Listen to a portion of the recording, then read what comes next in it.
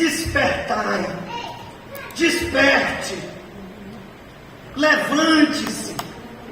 Meus amados irmãos, o apóstolo Paulo, quando escreveu essa carta à igreja de Éfeso, ele estava preocupado com a igreja de Éfeso. Ele havia plantado essa igreja, ele havia se despedido dessa igreja, e na cadeia ele se lembra dessa igreja. E ele então decide escrever essa carta. Mesmo preso, ele entende, o Espírito Santo o leva a escrever este livro que serviu não só para a igreja de Éfeso, mas serve para cada igreja, em qualquer lugar, porque é a palavra de Deus. O apóstolo Paulo então escreve aos Efésios dizendo: meus irmãos, eu me ponho de joelhos pedindo que Deus encha vocês de sabedoria. Irmãos, vocês sabem em quem vocês têm crido. Vocês ouviram a palavra da verdade. Quando vocês creram, o Espírito Santo selou vocês como garantia da redenção. Jesus perdoou vocês. Jesus regenerou vocês. Vocês estavam mortos em seus delitos e pecados. Ele vos deu vida em Cristo. Ele vos vivificou e fez vocês ressuscitarem. Vocês agora têm uma nova vida. Eu oro por vocês. Então ele diz isso no capítulo 3. Irmãos, Deus faz além do que a gente pensa, do que a gente pede. Portanto, meus irmãos, deixem a mentira, falem a verdade. Trabalhem pela unidade, porque há um só Deus, uma só fé, um só Espírito. Há um só batismo, que é o batismo no Espírito de Deus.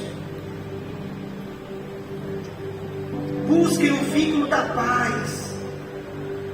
O vínculo da paz é Cristo. Porque vocês que estavam longe e os que estavam perto, os que eram judeus, os que não eram, Ele derrubou a barreira e fez de vocês um só povo. E Ele colocou pastores na igreja, evangelistas. Está no capítulo 4 isso agora que eu estou falando. Mestres, para que todos sejam aperfeiçoados e cada um cumpra o seu ministério. Cada membro da igreja cumpra o seu papel. Ajudem uns aos outros, perdoem uns aos outros, não dê lugar ao diabo. Ele vai falando isso. E chega o capítulo 5. E quando Paulo chega no capítulo 5, ele diz: portanto, depois de tudo isso que eu estou dizendo, portanto, vocês não têm desculpa. Vocês sabem quem vocês são. Vocês sabem para onde estão indo. Sabem quem é o Deus de vocês. Sabem qual espírito vocês têm. Portanto, sejam imitadores de Deus. Para de ficar copiando coisas. Outros imitem Deus. Que Deus, apóstolo Paulo. Que Deus, pastor Ítalo. O Deus vivo. O Deus vivo, o Deus vivo, porque só existe um Deus vivo. E Ele deu vida para vocês. E a vida que vocês têm agora é em Cristo. E em Cristo vocês são novas criaturas, vocês são salvos pela graça de Deus, por meio da fé. Está no capítulo 2. Isso é uma carta. Então se você às vezes tem dificuldade de entender um capítulo, volta para o começo e lê de novo. Porque a palavra de Deus, meus irmãos, precisa ser lida.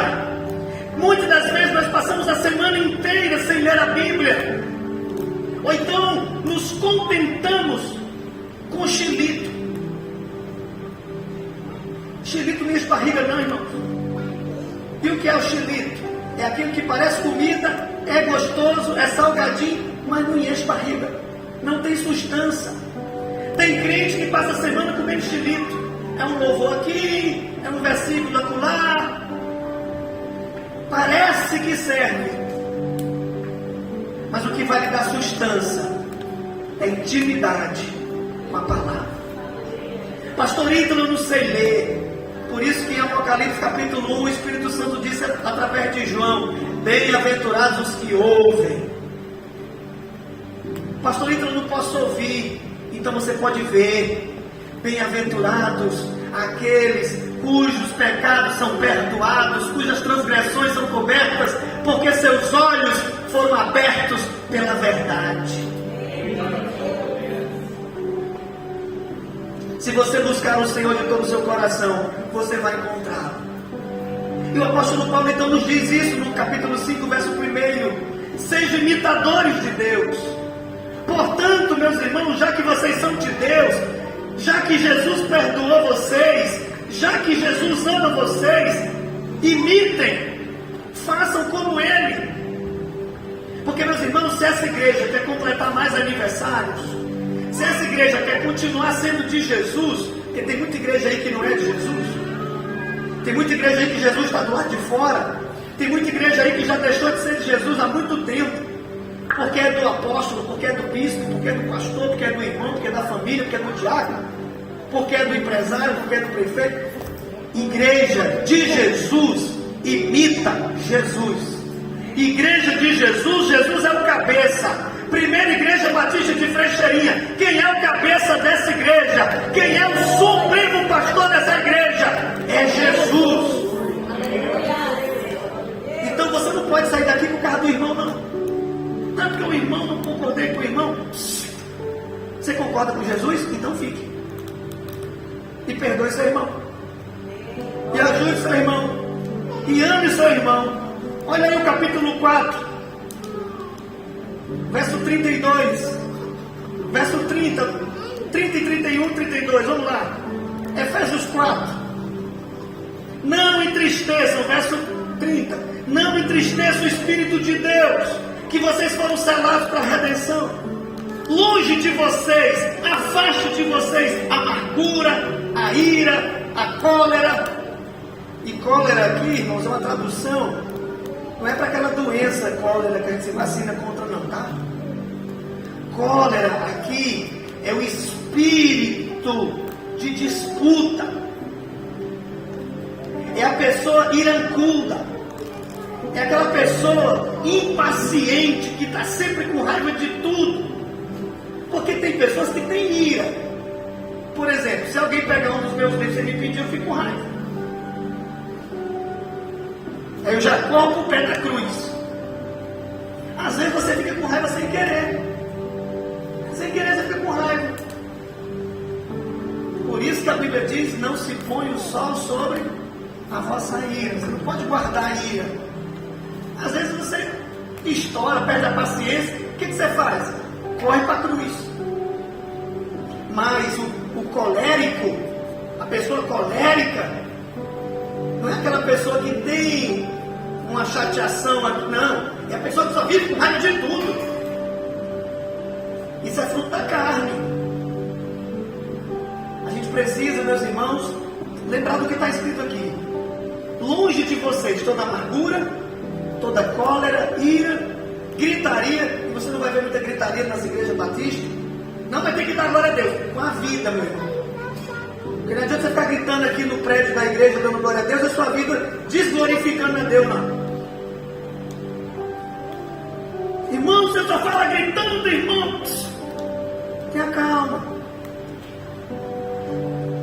Tira toda gritaria, blasfêmias e toda maledicência. Antes de dar lugar para essas coisas, verso 32, sejam uns para com os outros. Tem gente que só quer receber, aqui está mandando dar. Benignidade. O que é benignidade? Que é um dos frutos que o Espírito Santo produz. Um dos frutos. Porque o fruto do Espírito Santo é o novo nascimento. Lembra de Gálatas, antes de Efésios, Gálatas 5? Quando fala no verso 22 que o fruto do Espírito é amor, alegria, paz, mansidão, fé. O fruto é o novo nascimento. Por isso que está no singular, fruto. O fruto é o novo nascimento. O Espírito Santo gera de novo. Quem nasceu do Espírito é Espírito. O fruto é o novo nascimento, é a nova vida. E a nova vida, o novo nascimento que o Espírito produz é amor, alegria, paz, paciência, bondade, fé, mansidão, delicadeza e domínio próprio. Delicadeza é a mesma coisa de benignidade. Ser delicado não é você ser fresco não, tá? Ser fresco é uma coisa. Ser delicado é você ter bom trato. O povo de Deus tem que ser o povo mais bem educado da terra. Bom dia, boa tarde, com licença, por favor, muito obrigado. O povo de Deus é o povo mais culto da terra, porque começa com o culto. É culto até no culto. Pastor, eu não tive uma educação muito grande. A palavra de Deus diz que Jesus está educando você para ir morar no céu. Quem vai morar no céu aí? Você está de mudança, irmão. Você não pode se apagar com aqui não. Você está de mudança. Eu estou de mudança. Agora, quem aqui já se mudou, com certeza vai concordar comigo. Tem coisa que na mudança você descobre que tinha, nem lembrava, não é? Você diz assim, meu Deus do céu, quanto treco que eu tenho. Aí começa a se livrar de umas coisas, pastor Marcelino. Sabe por que a gente começa a se livrar de umas coisas? Porque tem coisa que não serve para a casa nova que você vai. Quem já se mudou? Quem mora de aluguel vive mudando, né? Ô luta, meu Deus, a gente perde um monte de coisa. Eu como missionário vivo me mudando. Mas o que é que eu estou fazendo? Eu estou treinando para o céu. Estou me desapegando daqui. Tem crente apegado com as coisas daqui. Você tem que cuidar. Como administrador, você tem que cuidar. Tem que ter zelo. Deus te deu um carro? Cuide. Deus te deu uma casa? Cuide. Mas antes de cuidar das coisas, cuide das pessoas. Deus te deu a sua vida, cuide dela. Deus te deu o teu corpo, cuida dele. Deus te deu a tua família, cuida dela. Deus te deu a igreja, cuida da igreja. Deus te deu o irmão, cuida do irmão. Deus te deu a cidade, cuida da cidade. Deus te deu a floresta, cuida da floresta. Nós temos que cuidar. Se apegar, não. Tinha um irmão que vivia pedindo a Deus um carro. Senhor, eu quero um carro para fazer a tua obra. Aí Deus deu um novinho num sorteio do mercantil que ele trabalhava. Ele fez uma feira, nem foi lá uma feira tão grande, botou 2 cupons, mas ele estava pedindo um carro, Deus deu um carro para ele. Até o plástico ele demorou para tirar. E quando dizia assim, irmão, nós vamos fazer um culto, vamos levar os irmãos. Ô irmão, eu não posso não, tem alguém para me dar uma carona? Não sabia aproveitar a bênção que Deus deu. Eu não estou dizendo aqui que você vai pegar o seu carro e vai acabar com ele, não. Você tem que cuidar. Mas se Deus quiser levar o carro, o importante é que você fique com Jesus. Porque quando Jesus voltar, esse prédio vai ficar. Suas roupas vão ficar. Sua casa vai ficar. Mas as almas que você ganhar vão subir com você. Comece pela sua casa. Senhor Jesus, consagra a minha casa. Seja delicado. Crente é delicado. As coisas do servo de Deus tem que ser nos mínimos detalhes. Porque Deus merece o nosso melhor. E o melhor começa aqui dentro. É o Espírito Santo em nós. Porque é a primeira coisa que Jesus nos dá como selo e garantia. Por isso que Paulo diz, não entristeça o Espírito Santo que está dentro de você. Pastor, eu não sei se eu tenho. Então é bem provável que não tem mesmo não. Porque quem tem, sabe que tem. Porque o próprio Espírito, está lá em Romanos 8,16, confirma com o nosso Espírito que nós somos de Deus. Pastor, o que é que eu faço? Se arrependa, entregue sua vida ao Senhor e pode ter certeza que o mais Ele vai fazer. Mas se essa igreja quer completar mais aniversários, ela precisa uns para com os outros começarem a ser ainda mais benignos, ainda mais compassivos, perdoando-vos uns aos outros, como também Deus perdoou vocês. Sejam imitadores de Deus, irmãos. Vamos imitar Jesus, como disse a nossa irmã que ministrou na direção aqui do culto. Nós estamos orando pela paz em Israel e pela paz na Palestina. O povo palestino não tem culpa de ter uns malucos lá no meio deles, não. Aqui no Brasil tem um monte de maluco, mas também não tem culpa. Mas uma coisa eu digo para você: tanto Israel como os palestinos, precisam conhecer Jesus. Mas sabe por que muito israelense e muito palestino não conhece Jesus?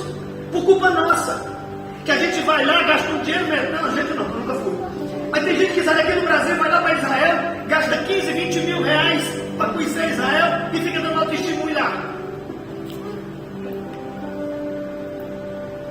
Eles vêm aqui no Brasil e vêem o nosso mau testemunho aqui. Crente que come e não paga, crente que fala mal um do outro, crente que mente, crente que engana. Pastor, você não pega não, pega todo dia, meu filho. Vim brincando com a minha mulher no carro, cabo de uma água lá no nosso lado. O problema não é pecar, irmão. Não tem um justo sequer. O problema é o que a gente faz com o pecado. Você pode guardar, e lá em Provérbios 28, 13 diz: quem guarda, quem esconde não prospera, mas quem confessa e deixa alcança misericórdia. E é isso que Paulo está dizendo aqui. Se Deus perdoou você, nenhuma condenação há para você. Está lá em Romanos 8:1. Não tem condenação não. Ah, mas você errou. Meu irmão, já me consertei com Deus. Eu estou aqui na brecha. Eu estou aqui na cruz. Eu estou aqui na porta. A porta é estreita. Aqui pular um engancho. Mas eu deixo para trás o pecado. Eu deixo para trás o que fica e prossigo para o alvo. Porque eu estou olhando para Jesus. Eu quero imitar Jesus. Eu quero andar com Jesus. Eu quero amar como Jesus. Quem quer fazer isso? Bem-vindo ao time dos malucos. Porque o mundo olha para nós e diz: como é que pode? Essa pessoa mentia, essa pessoa fazia isso, essa pessoa enganava, essa pessoa era católica, essa pessoa era espírita, essa pessoa era mentirosa, e agora diz que é crente. Louvado seja Deus, porque Jesus salva. Foi a melhor decisão que eu tomei na minha vida 22 anos atrás. Eu ia completar 14 anos de idade. Eu tinha raiva de Deus. Eu achava que Deus era mau. Eu blasfemava. Eu questionava. Eu duvidava. E eu chorava.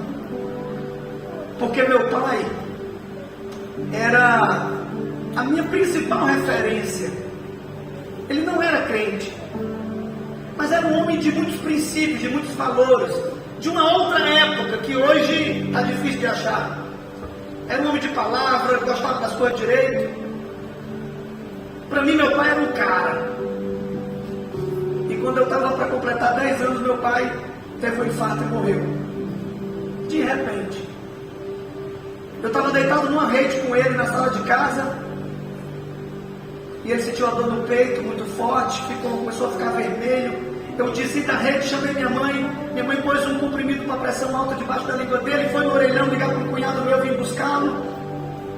Por volta das 8h30 da noite, meu pai pôs um boné, calçou uma sandália,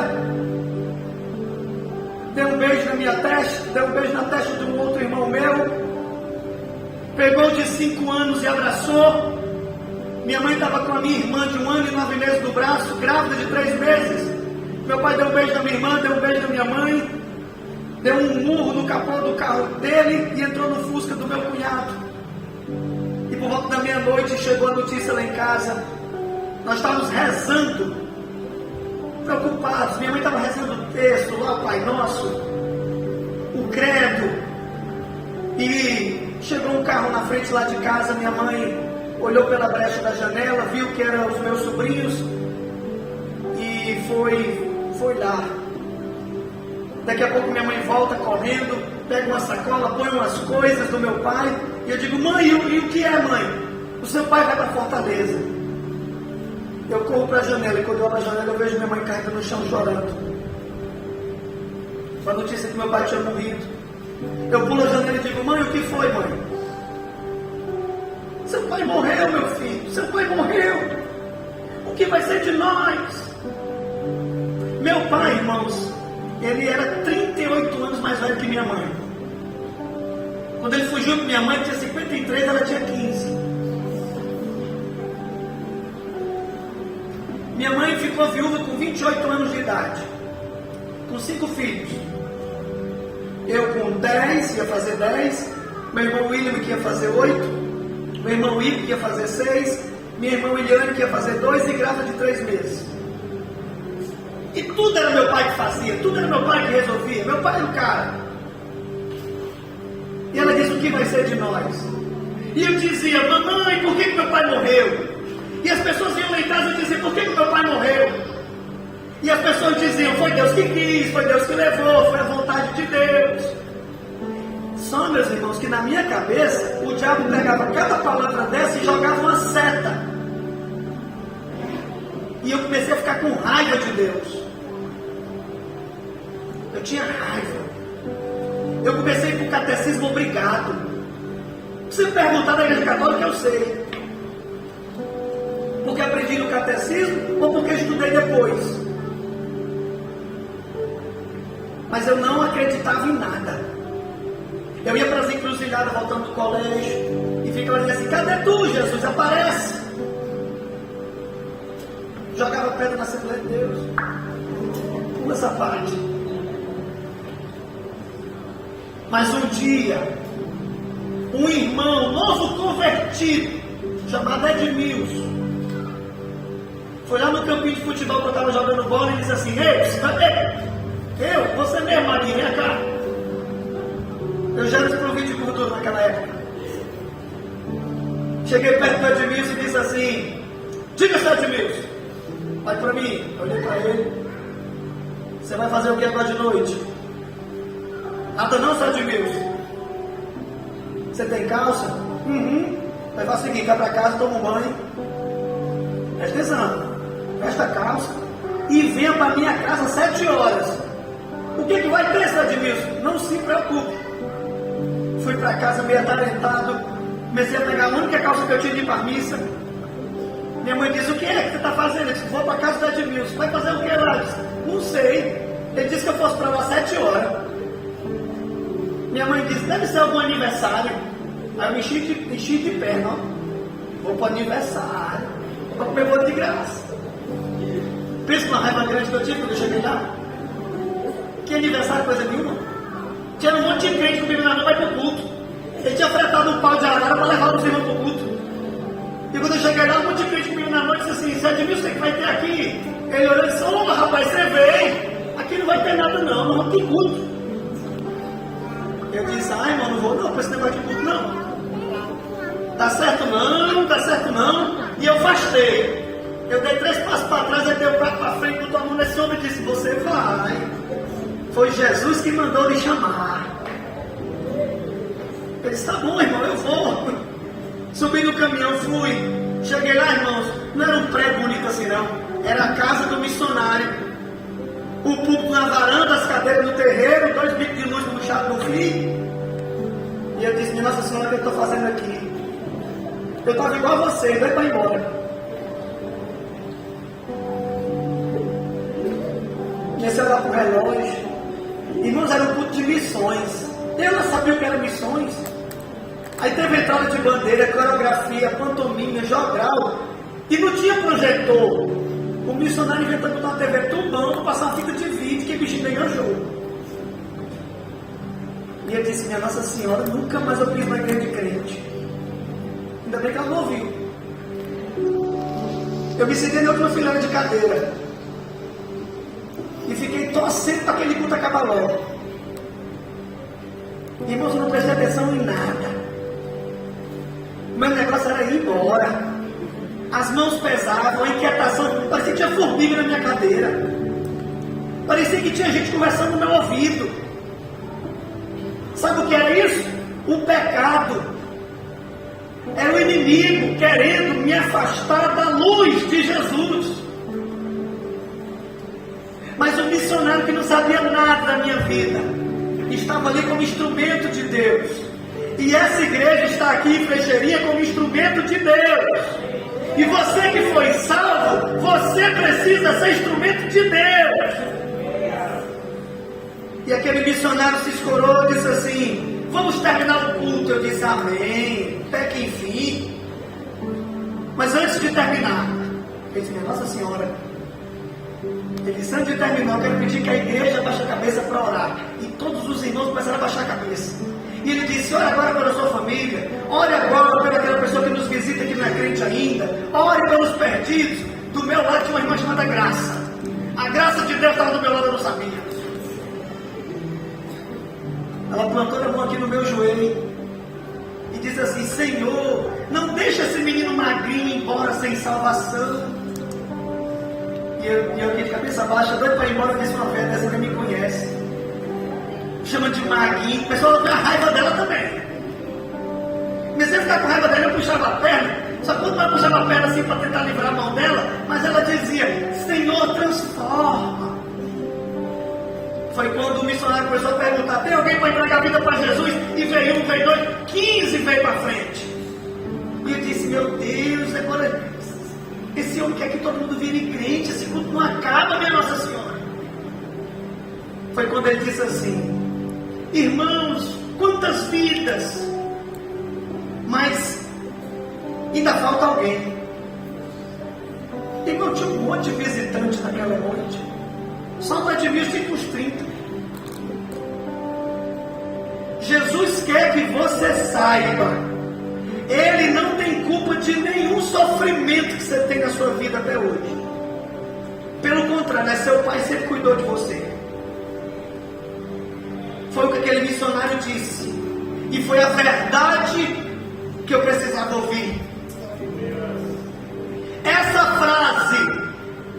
frase era a verdade que eu precisava ouvir. O mal do mundo não é culpa de Deus não, irmãos, é nossa. Mas eu achava que o mal que acontecia na minha vida era culpa de Deus. Eu achava que meu pai ter morrido era culpa de Deus. Eu achava que o que eu sofria, que a minha mãe sofria, era culpa de Deus. E não era, pelo contrário, Deus estava sempre cuidando de nós. Eu precisava ser despertado. E aquela verdade me despertou. E eu vim hoje aqui com esse tema para dizer para você: eu estou aqui não é para trazer você para a igreja, não é chamar você para ser crente, não é evangelho. Eu vim aqui para dizer verdades. E se você der ouvido, a verdade vai te libertar. Porque quando eu ouvi aquela verdade, a única coisa que eu senti foi vergonha. Aquela palavra penetrou no meu coração, irmãos, que a única coisa que eu sentia vontade era de chorar. Eu sentia uma vontade de sumir. Eu queria desaparecer. Eu me senti pequeno.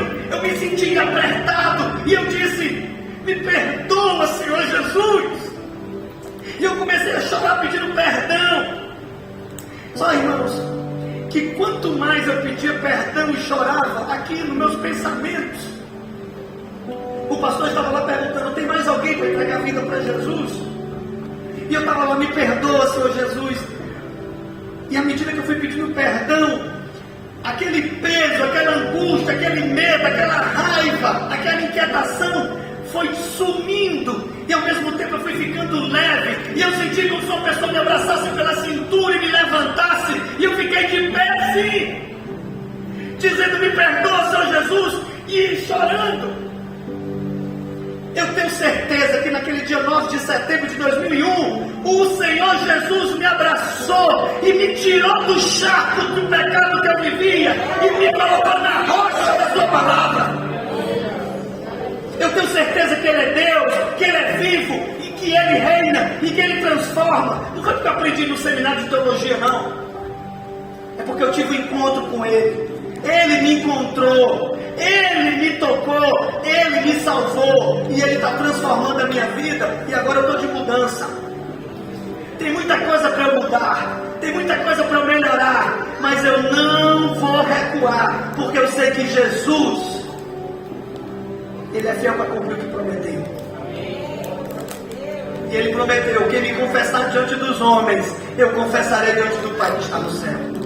Ele prometeu: não se turbe o vosso coração, crê de Deus, crê em mim. Na casa do meu Pai tem muitas moradas, e eu vou preparar lugar. Se não fosse assim, eu não teria dito: eu vou preparar lugar. E quando eu preparar lugar, eu voltarei e vos levarei para mim mesmo, para que onde eu estou, vocês estejam também. Ele prometeu: eu sou a ressurreição e a vida. Quem crê em mim, ainda que esteja morto, viverá. Ele prometeu Quem ouve a minha palavra e crê naquele que me enviou, tem a vida eterna, não entrará em condenação, mas passou da morte para a vida. E porque Ele cumpre o que promete, eu não posso desistir. Por isso, igreja, o apóstolo Paulo, sabendo de tudo que Jesus fez na vida dele, ele diz para nós, no capítulo 5,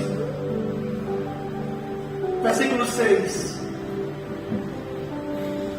ninguém engane vocês com palavras vãs, porque sobre estas coisas do pecado e do mundo vem a ira de Deus sobre os filhos da desobediência.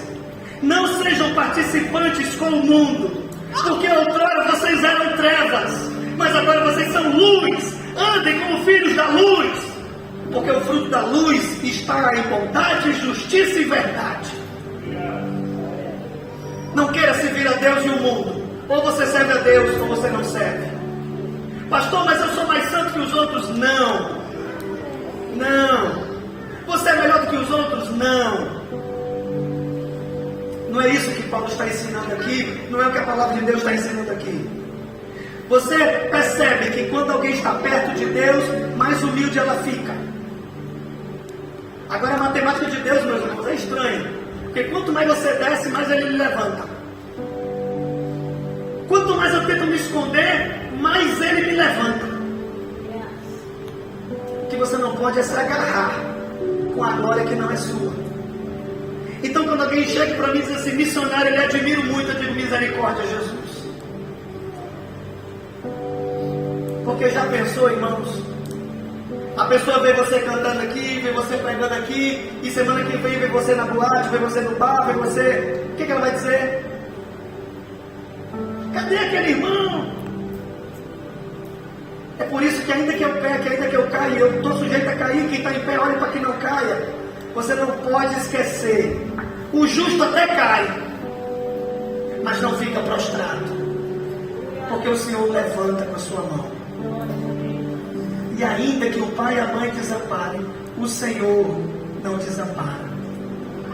Pastor, quando você pega, o que você faz? Eu confesso e deixo. Eu confesso e prossigo para Jesus. Porque Ele não vai entrar no céu, não é quem é perfeito.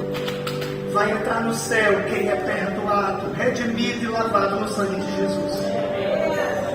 Vai entrar no céu estes que não querem ser melhor do que os outros, mas que querem fazer a diferença. Essa igreja quer fazer a diferença? Então, que essa igreja desperte. Que é o que diz o verso 14. O verso 14, o apóstolo Paulo diz, meus irmãos, despertem. Não fiquem dormindo, não fiquem cochilando. E aqui, no original grego, a palavra que o apóstolo Paulo usa para despertar é a mesma para levantar-se rápido. Tipo aquele alarme que você bota para ir para o trabalho ou para a escola, que ele toca e você diz, meu Deus, e você não... Porque, irmãos, por experiência própria, se você desligar o alarme, tocou, levante. Essa é a ideia aqui. Não perca tempo. A palavra despertamento aqui é justamente aproveite a oportunidade. Deus está te dando a oportunidade nessa noite. Pastor, despertar de quê? Aqui no verso 14 ele diz 3 coisas. Primeiro, desperte do sono, da preguiça, do comodismo, do cansaço. Vinde a mim todos os cansados, não é isso que Jesus disse? Então cansaço não é desculpa, meu irmão, desperte. Tem gente hoje que é um crente carroça. Aqui não tem não, né? Crente carroça é aquele que só vai se arrastar, só vai só puxar. 6 horas também tem não, né? Aqui o crente 6 horas, 6 horas por mim. É o crente que fica na janela dizendo assim: irmão, vai para o culto, vai. 6 horas por mim lá. 6 horas nada. Vem orar também. Nós precisamos despertar, meus irmãos. Jesus está às portas. Agora, despertar de que lugar? Ele diz: dentre os mortos. Eu tenho uma pergunta para fazer hoje à noite a você e terminar minha mensagem. De que lado você está? Você está com aqueles que estão vivos em Cristo, que estão mortos para o mundo e vivem para Deus? Ou você está do lado daqueles que vivem no mundo e estão mortos para Deus? O apóstolo Paulo diz para a igreja de Éfeso e diz para essa igreja hoje à noite: despertem e saiam, se levantem do meio dos mortos. Porque no meio dos mortos, ou você está vivo, ou você está morto. O exemplo que Paulo está dando aqui, meus irmãos, é o exemplo de uma chacina. Imagine você, pastor Marcelino, que nós estamos, que Deus o livre e guarde, proteja e escuta a campanha de redor, isso não aconteça. Nós estamos aqui na frente da igreja. E passa, que Deus o livre e guarde, diabo, se não estiver ouvindo, que Deus está nos teus ouvidos, em nome de Jesus. Passa uma moto com 2 bandidos metralhando a igreja. E está acontecendo em vários países, a gente não sabe, né? Mas tem lugar que a igreja é perseguida. E eles passam na frente dos templos, das casas, e metralha, solta bomba, prende, arrasta, corta o pescoço. E o pessoal aqui com preguiça de vir para o culto, porque o tempo botou uma nuvem na frente do sol. Eu acho que vai chover. Passa 2 bandidos numa moto metralhando aqui. Tem 40 irmãos na frente. E um monte de irmão começa a cair. E os irmãos vão caindo por cima dos outros. Mas o tiro não pegou em você. E aqueles bandidos passam. Quem está na rua fica desesperado. É grito para todo lado. Meu pastor Ronieri, no meio daquele pavor todo, dessa chacina toda, você está todo ensanguentado. Caiu um monte de irmão por cima de você, mas você não foi atingido. Você está tremendo. Você está assustado. Você tem 2 atitudes. Ou você fica caído lá, chorando de medo com os mortos em cima de você, ou você tenta sair para tentar fazer alguma coisa. O apóstolo Paulo está dizendo: levante-se dentre os mortos. Não deixa que os mortos impeçam você de se levantar, porque você vai morrer junto com eles. Desperte, levante. Porque às vezes nós não vamos conseguir salvar quem está ao nosso redor. Tem gente sendo atingida do nosso lado. Mas se Deus te deu livramento, é para você se levantar e fazer alguma coisa. E numa tragédia dessa, o que você faria? Você tentaria socorrer os feridos? Você tentaria chamar as autoridades? Você tentaria ajudar, não é? É o que a Bíblia está dizendo para nós, igreja. Desperta, levanta e faz a diferença. Não deixa o medo impedir você de ajudar quem está caído. Não deixa o desespero impedir você de salvar quem ainda está vivo. Desperte, levante.